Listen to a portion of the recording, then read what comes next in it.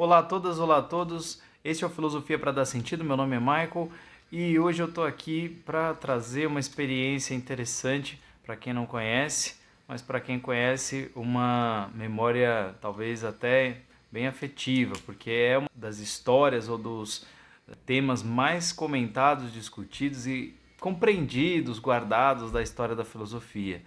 Então, mais uma semana vamos falar de uma alegoria, o mito, né? E hoje a ideia é falar um pouco do mito da caverna. Vem comigo que vai dar sentido.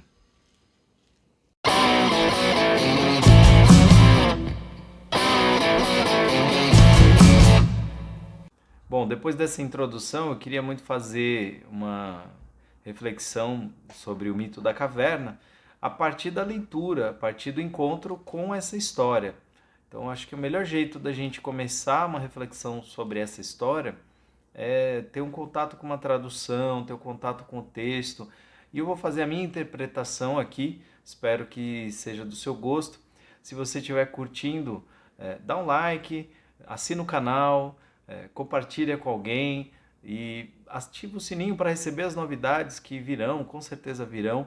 Isso me ajuda muito a produzir conteúdo e me sentir, né, dentro de uma comunidade de pessoas interessadas por filosofia, por temas filosóficos, por pensar, por cultura, e tudo isso pode ser muito importante para você e para mim, né? Então vem comigo, vou começar aqui a leitura do trecho que se encontra no livro 7 de A República de Platão, que conta essa metáfora, essa alegoria, esse mito, o mito da caverna. Agora imagina a maneira como segue o estado da nossa natureza relativamente à instrução e à ignorância. Imagina homens numa morada subterrânea em forma de caverna, com uma entrada aberta à luz. Esses homens estão aí desde a infância, de pernas e pescoços acorrentados, de modo que não podem mexer-se nem ver senão o que está diante deles, pois as correntes os impedem de voltar a cabeça. A luz chega-lhes de uma fogueira acesa numa colina que se ergue por detrás deles. Entre o fogo e os prisioneiros passa uma estrada ascendente.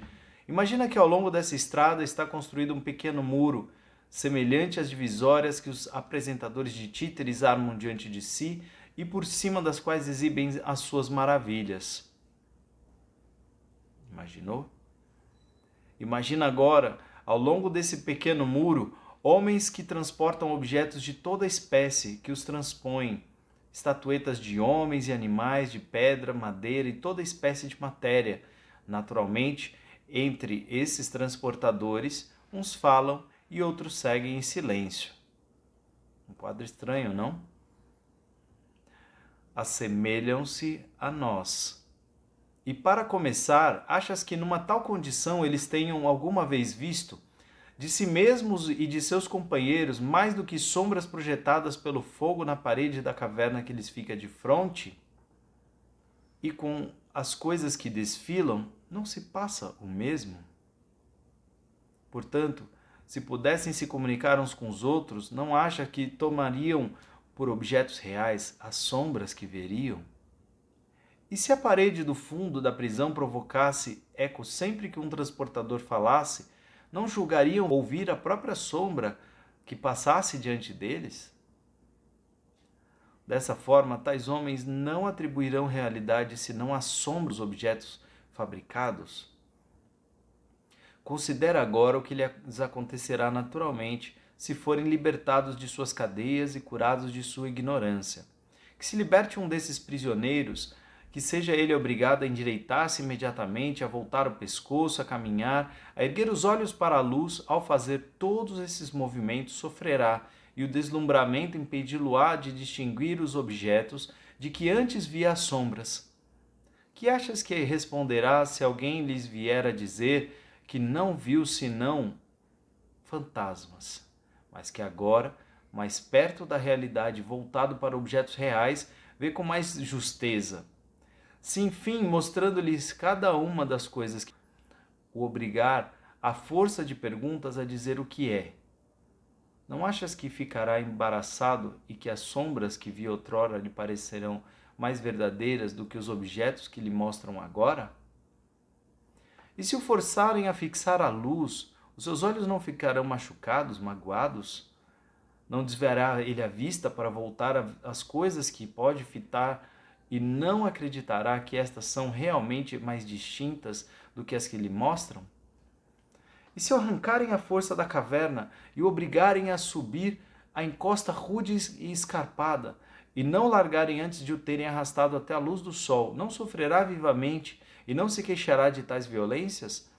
E quando tiver chegado à luz, poderá, com os olhos ofuscados pelo seu brilho, distinguir uma só das coisas que ora denominamos verdadeiras?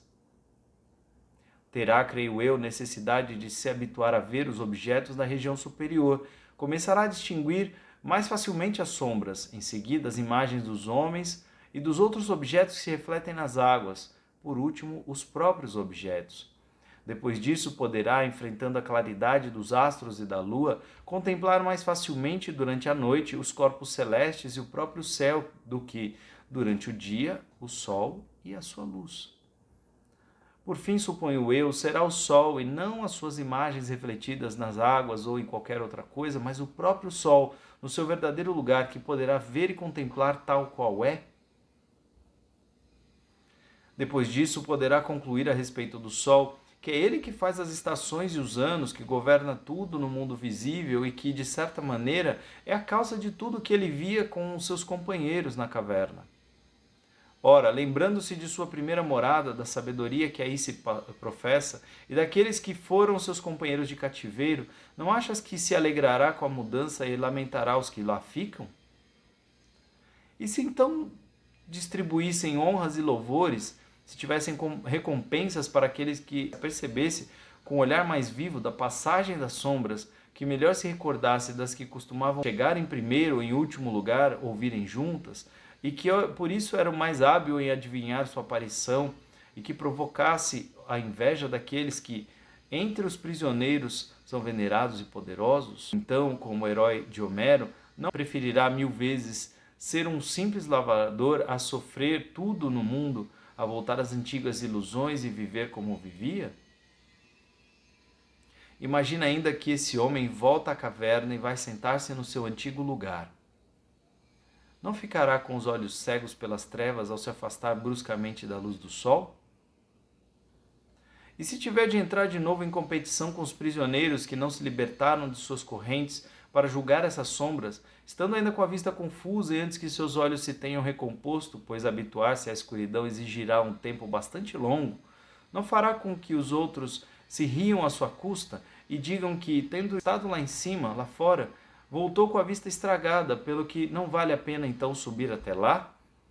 E se alguém tentar libertar e conduzir para o alto, esse alguém não mataria se pusesse a fazê-lo? Agora, meu caro Glauco, Sócrates falando, é preciso aplicar ponto por ponto esta imagem ao que dissemos atrás e comparar o mundo que nos cerca com a vida da prisão na caverna, e a luz do fogo que a ilumina com a força do sol. Quanto à subida à região superior e à contemplação dos objetos, se a considerares como a ascensão da alma para a mansão inteligível, não te enganarás quanto à minha ideia, visto que também tu desejas conhecê-la. Só Zeus sabe se ela é verdadeira. Quanto a mim, a minha opinião é esta. No mundo inteligível, a ideia do bem é a última a ser apreendida, e com dificuldade, mas não se pode apreendê-la sem concluir que ela é a causa de tudo que de reto e belo existe em todas as coisas. No mundo visível, ela engendrou a luz. No mundo inteligível, é ela que é soberana e dispensa a verdade e a inteligência. E é preciso vê-la para se comportar com sabedoria na vida particular e na vida pública. Certo? Esse é o texto. Então, se a gente for fazer um resuminho dessa história, é importante observar que havia pessoas aprisionadas no fundo de uma caverna olhando para a parede, qual havia projeções. Projeções que ficavam o tempo todo passando e que eram fruto da imagem refletida, assim, de uma fogueira que havia no fundo da caverna, que refletia sua luz dentro da caverna, aquela luz frágil de uma fogueira, né, comparada ao sol. Havia sujeitos, pessoas livres, carregando objetos que ficavam na frente da luz e formavam ali a sombra. E havia essas pessoas, entre essas pessoas aprisionadas, supondo que uma pudesse se libertar, ela começa a observar esse espaço e perceber primeiro que havia pessoas acorrentadas, presas, que ali era um mundo, era uma realidade, e começa a suspeitar, né, que o mundo é um pouco diferente do que estava acostumado e que aquelas pessoas estão enxergando aquilo tudo porque é o que elas estão acostumadas, o que elas foram ensinadas a ver. E tem ali um momento que ele fala da pessoa sendo arrastada e jogada fora da caverna, né? E que ela vai sofrer os efeitos da luz. Olha que interessante. Que ela vai sofrer os efeitos e vai ficar com os olhos magoados, machucados, né? Cegos, porque não está acostumada, né? Então, essa é uma história sobre ignorância, sobre o fato de que, de modo geral, as pessoas estão imersas em ignorância. Ignorância como não saber, não ignorância como violência, como agressividade, mas ignorância como a experiência do não saber, do não conhecimento mesmo. E não tendo conhecimento das coisas, ela é como se estivesse enxergando imagens distorcidas ou apenas o contorno da realidade, não a realidade em si. E a realidade em si, a matriz, né, que produzia os objetos, dos quais se emitia uma sombra, né, era desconhecida deles. Então, é interessante observar que, de modo geral, o conhecimento é assim mesmo, a gente não sabe. E a gente começa a ter um pequeno contato com determinada coisa, a gente tem uma sombra dessa realidade. A gente tem uma sombra, um contorno dessa realidade. E à medida que a gente vai experimentando de forma sensível, né, que para ele, para o Platão, para o Sócrates, isso era importante, essa afirmação no conhecimento, no texto platônico, há uma diferença clara entre o mundo dentro da caverna como um mundo sensível, é o mundo que você sente, você olha, você toca. E os sentidos, eles são frágeis, mas são uma fonte de conhecimento, são um ponto de partida para você. À medida que você sai e você não está acostumado com aquela nova realidade, para o Platão, você está tendo contato com o mundo inteligível, o mundo das ideias, o mundo no qual existem as verdadeiras formas de todas as coisas. Porque na visão platônica, esse mundo é moldado a partir de ideias que são eternas, imutáveis, necessárias, universais e que são o molde, aquilo que fabrica, entre aspas, aquilo que produz, aquilo do qual emana toda a realidade. Então, o sujeito que saiu da caverna é capaz de, aos poucos, começar a enxergar essas ideias e lógico que ele vai curtir isso, ele vai gostar, ele vai aprender, ele vai caminhar pelo mundo novo que ele está conhecendo e vai aprender muita coisa sobre muita coisa. Vai ver tudo? Não. Mas vai ver bastante coisas novas, vai ver bastante ideias. E a mais importante de todas as ideias é a ideia que ele representa como sol, a ideia do bem, né? A ideia da qual todas as outras ideias derivariam. A mais importante das ideias, a ideia do bem, e que mais tarde vai ser motivo de crítica de muitos filósofos, né? Como é o caso do Nietzsche. Mas nesse momento, estamos diante de uma reflexão sobre uma sociedade de mais de 2.300 anos atrás e que parece caber até hoje, né?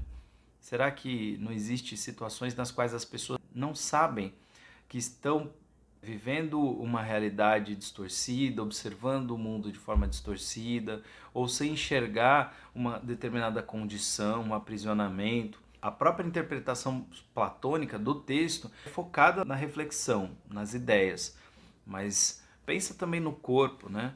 No corpo daquele sujeito, né? Quando você fica preso por muito tempo numa condição, numa situação, você fica, para se movimentar, você sente dor, você sente dificuldade, né? Não é simples transformar a vida e a realidade. Ele dá muitos sinais de que a transformação ela é dolorosa. O caso da cegueira, o caso da dor física, né? Como alguém que está iniciando num caminho novo de aprendizagem e começa aprender coisas e vai sentindo na carne, vai sentindo no corpo, vai sentindo nos seus valores, nas suas convicções, a transformação dura e violenta de perceber que estava errado, perceber que não, o mundo não é bem assim como você imaginava ou como eu imaginava, que há muito mais o que saber, ou muito mais o que pensar, e que talvez o que a gente tenha visto até hoje seja de fato uma frágil representação da verdade, ou das verdades, ou das realidades, ou das ideias, né? Seja lá qual termo você prefere para interpretar, para conhecer, para se aproximar dessa alegoria, né?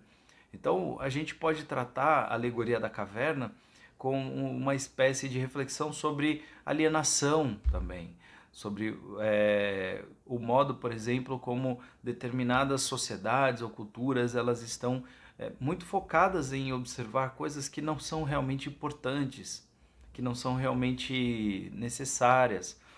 E o curioso fato de que o sujeito que enxerga esse mundo de forma diversa, né, esse mundo fora da caverna, que volta e que não é acolhido, porque as pessoas não entendem o que ele está dizendo. Fala, esse cara tá doido, esse cara tá estragado, a mente dele pirou, porque ele viu esse novo mundo aí que ele diz e ele não está entendendo esse mundo aqui agora. Então, para que eu vou sair do meu lugar e ficar como esse cara? Ele está viajando, ele está maluco. Então, é, é lógico que não é porque alguém tem uma visão diferente que ela necessariamente está certa, né? Mas muitas vezes o sujeito que tem um conhecimento, uma epifania, sofre a solidão de ser uma das poucas pessoas que compreende aquela realidade e busca interlocutores sem encontrar.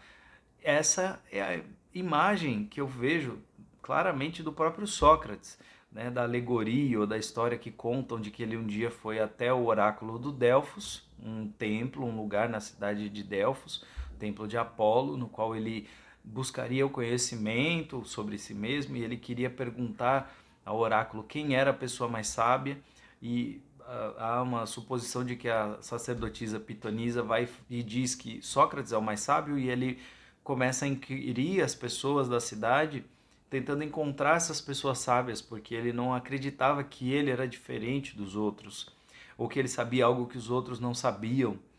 Mas ao inquirir as pessoas, ele acaba realmente percebendo que havia uma diferença dele para os demais, que os demais eram cheios de certezas, enquanto ele era cheio de dúvidas. Ele tinha muitas certezas, mas ele entrava no debate disposto sempre a aprender, porque dizia o tempo todo, sei que nada sei, o que eu sei é nada. E ele estava disposto a desenvolver sempre mais as ideias, enquanto os outros afirmavam, sem, no entanto, estarem disponíveis à compreensão da novidade que ele trazia. E não acolhem Sócrates e condenam Sócrates à morte. Para encurtar a história, obviamente, tem muita coisa aí, tem muita reflexão. Ele é acusado de várias coisas, entre outras de corromper os jovens, de enfrentar o culto aos deuses, mas tudo pretexto para tirar um chato do caminho, para tirar um cara que está mostrando algo que as pessoas não querem que seja mostrado, que elas estão enganadas, que elas estão erradas. E de tempos em tempos aparece isso, né? E essas pessoas incomodam mesmo. Né? Sócrates incomodou, como Jesus incomodou, como outros tantos incomodaram na história. Né? E Sócrates ficou conhecido como sábio, enquanto seus assassinos como os bobos, os idiotas que assassinaram Sócrates. Né? Só que é preciso tempo para reconhecer, porque muitas vezes você, nesse contexto, preso dentro da caverna, hoje a gente fala muito de bolha, né? De âmbito, de universo, de dentro da sua caixa, é difícil ver diferente, é difícil ver aquilo que você não tem proximidade.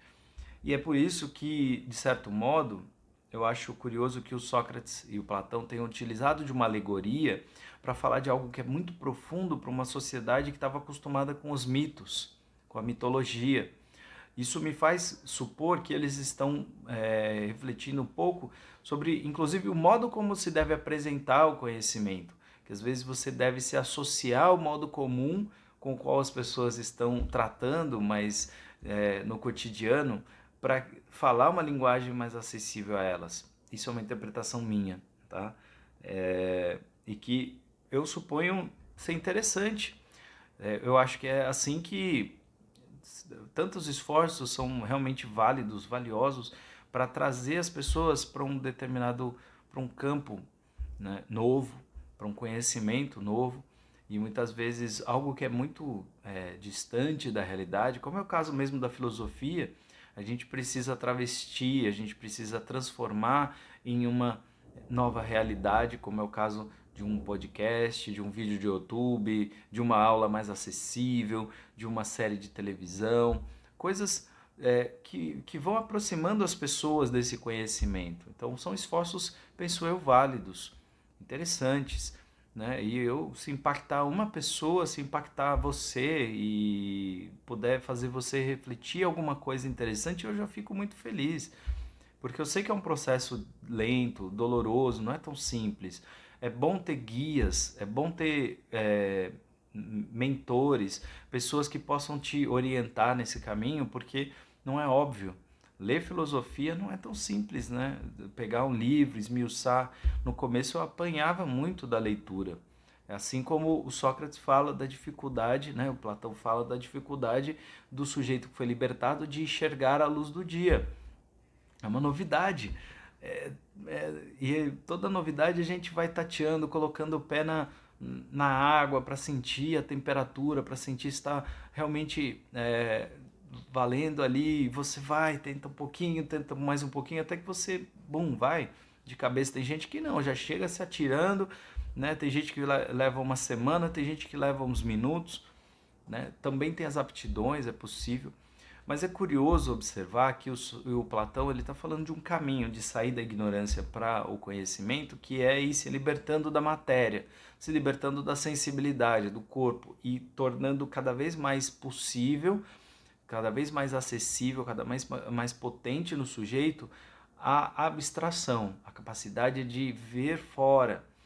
Então, tem muitos termos, tem muitas referências, tem uma explicação robusta a respeito dessa teoria, de como se produz conhecimento a partir disso, mas simplificando muito, é isso mesmo, que de modo geral a gente não tem conhecimento sobre determinadas áreas. Se eu for começar uma área nova de conhecimento, se eu for começar a estudar uma área que eu não tenho proficiência, eu vou ter a impressão de ser como uma pessoa que está na caverna, que mal conhece, que apenas vê as sombras, que apenas vê pequenos traços. Mas à medida que eu vou avançando no conhecimento e vou permitindo questionar aquela primeira impressão e observar mais de perto, chegar mais perto, entender a linguagem. Então é como quando o Sócrates, o Platão e os gregos antigos lá começam a estudar a natureza, tentando entender a natureza, tentando aprimorar pela matemática a sua capacidade reflexiva, aprender as linguagens que vão permitir fazer uma reflexão mais profunda sobre as coisas, até que você se liberta e aí você é capaz de lidar com a pura ideia, lidar com objetos abstratos. É meio místico até, é uma experiência meio mística, uma reflexão mística. Não é tão suave, né? O próprio Platão virou alvo, né, de muita gente depois, que vai transformar suas teorias em teorias místicas, vai aproximar de referências quase religiosas ou mesmo profundamente religiosas. Então, essa é uma história bastante interessante, bastante potente, virou filme tantas e tantas vezes, continua sendo uma narrativa tão forte na nossa história que ela é parte da referência da nossa narrativa comum. Então, você vai ver muitos filmes que você vai pensar, nossa, parece Mito da Caverna. Você vai pensar muitas realidades que parecerão para você Mito da Caverna, né? Então, é o caso por exemplo, do filme Matrix ou do Quarto de Jack. O caso, por exemplo, de uma história em quadrinhos, né, que chama, acho que As Sombras da Vida, que é da Turma da Mônica, contando de uma espécie de caverna, né, de uma experiência de caverna. Né? Você pode ter lido ou visto o filme, né, o ensaio sobre a cegueira, que tem uma referência interessante ali sobre o mundo, uma espécie de caverna. Tem a caverna do Saramago, né? Então há tantas e tantas referências, até me foge de tantas que são, que podem fazer a gente pensar bastante como essa é uma história verdadeira, né? Como uma alegoria que se aproxima da nossa vida, da nossa história. Não fosse assim, não seria tão potente a ponto de durar 2000 e tantos anos, né? Então, trata desse tema. Eu espero que tenha sido uma aproximação, é uma primeira aproximação. Outras interpretações podem vir, outras reflexões podem vir, mas para esse vídeo não ficar extenso demais, esse podcast não ficar extenso demais, eu vou encerrando por aqui. E mais uma vez eu gostaria de contar com você, com sua curtida, com a sua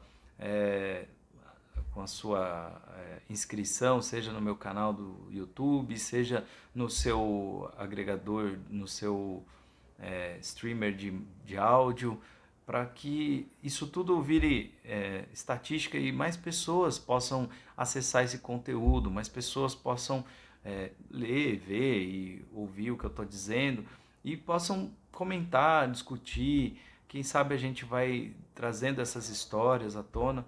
E eu estou fazendo esse vídeo porque uma amiga, Bia Ruiz, me pediu para falar desse tema. Eu tava guardando, eu não queria muito falar do mito da caverna nesse momento, eu queria explorar outras coisas, já estava estudando outros 2 temas para fazer vídeo, podcast antes, né, para refrescar a memória, e ela pediu de uma maneira tão curiosa que eu falei, vou fazer, vamos ver. E me diz aí, Bia, nos comentários da vida aí, o que você achou, se valeu a pena.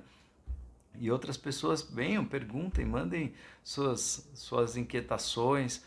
A ideia aqui é construir junto, construir conhecimento. E não só eu falando, eu tô me sentindo meio no alto da montanha só falando, né? Eu quero reverberar, quero que as pessoas comentem. Bom, é isso, gente. Até a próxima semana, próximo vídeo. E muito obrigado se você ficou até aqui. Aquele abraço. Fez sentido para você?